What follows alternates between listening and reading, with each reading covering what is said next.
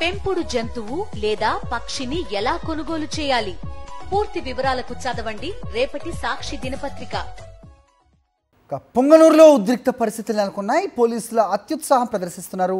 MP Mithun Reddy కాన్వాయ్ని అడ్డుకున్నారు పోలీసుల తీరుపై వైఎస్ఆర్సీపీ శ్రేణులు మండిపడుతున్నారు. కూటమి సర్కార్ అధికారంలోకి వచ్చినప్పటి నుంచి ఎంపీ మిథున్ రెడ్డి, మాజీ మంత్రి పెద్దిరెడ్డి రామచంద్రారెడ్డిలను నియోజకవర్గంలో పర్యటించకుండా అడ్డుకుంటున్నారు పోలీసులు. చివరికి కార్యకర్తల సమావేశాలకు కూడా హాజరు కానివ్వకుండా ఆంక్షలు విధిస్తున్నారు.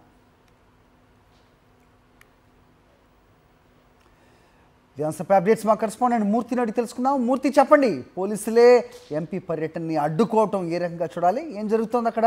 కక్ష సాధింపు చర్యలకు అసలు ముగింపు లేదా అనే ప్రశ్నలు వస్తున్నాయి. ఏం జరుగుతోంది? అప్డేట్ చెప్పండి.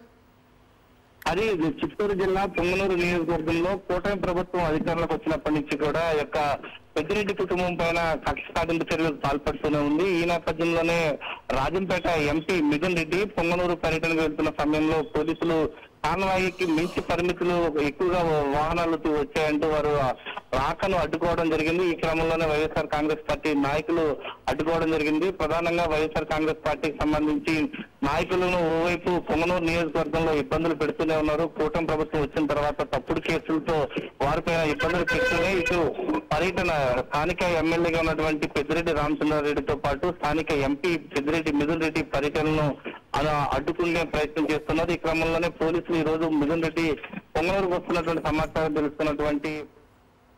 ఓకే మూర్తి.